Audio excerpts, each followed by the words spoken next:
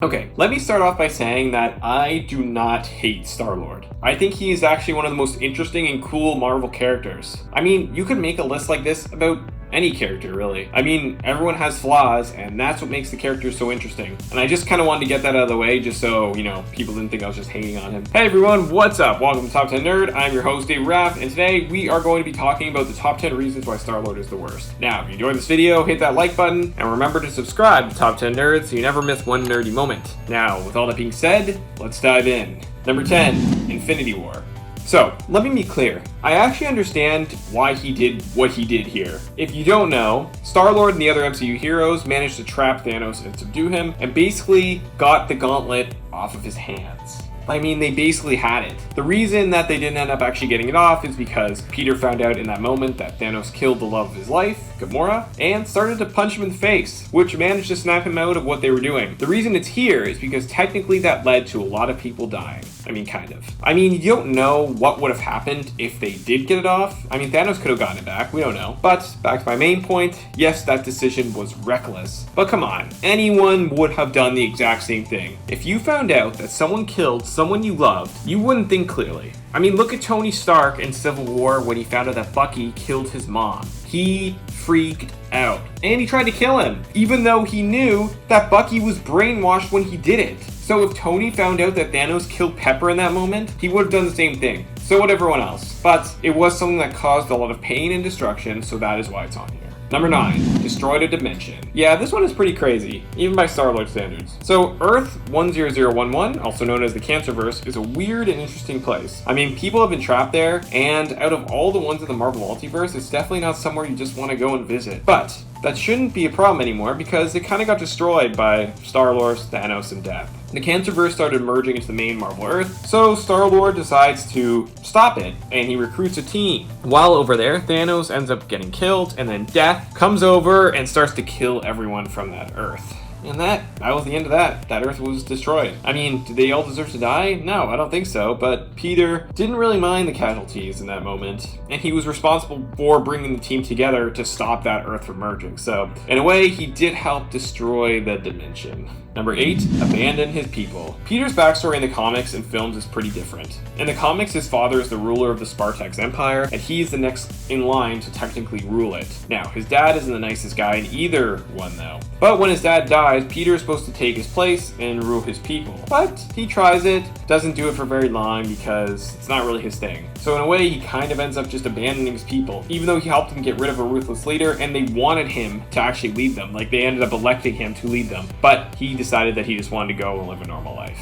Number 7, Black Vortex. So there's this thing called the Vortex, and whoever has it, it ends up making them a lot more powerful than they already are. How is it connected to Peter? Well, let me tell you. There was an event called Black Vortex, where the Guardians teamed up with the X-Men. The scary thing about the Vortex is that no one should have that kind of power because it can kind of change you. Peter wanted to use it to basically help them take out some bad guys. They were in a bad spot, and they all could have died. But so his team, plus Kitty Pryde, told him that it was a bad idea to use it, but he convinced them to. And they managed to get away because they harnessed its power. Peter did realize after it was a little bit reckless, but still, making that decision in the first place was very, very risky.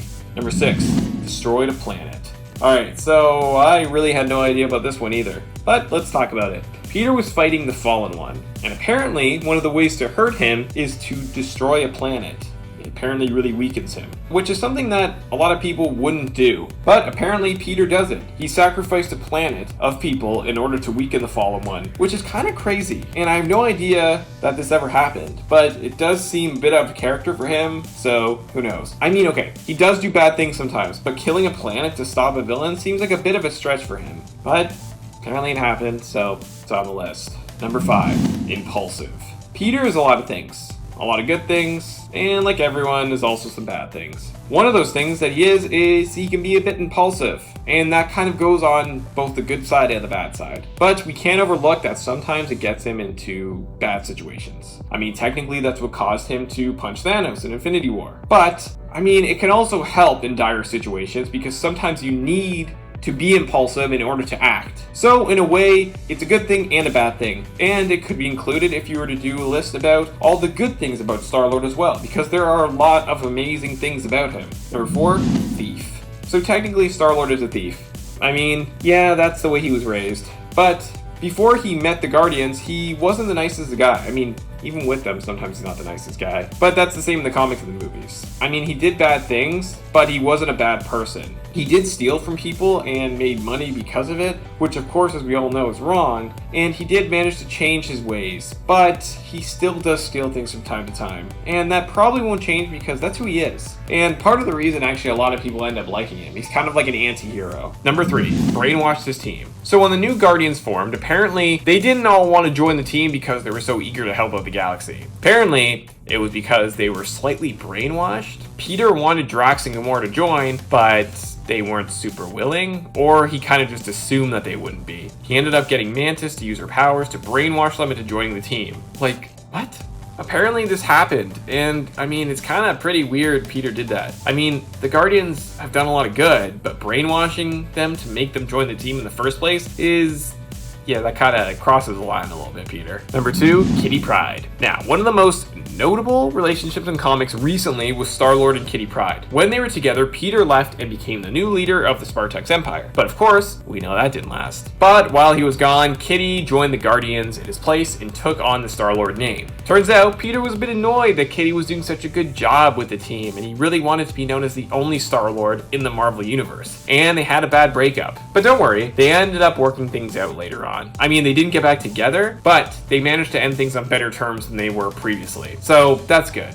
Relationships, am I right?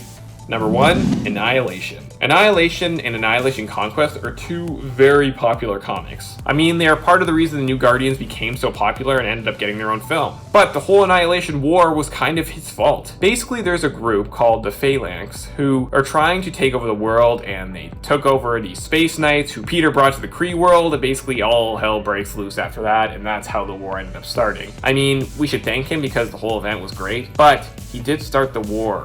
Kind of. But it was an accident, so at least he didn't do it on purpose. Alright, there you have it, guys. The top 10 reasons why StarLord is the worst. What does your list look like? Let us know down in those comments below, and if you enjoyed this video, hit that like button. Hit that like button. I'm your host, Raph, and thank you so much for watching.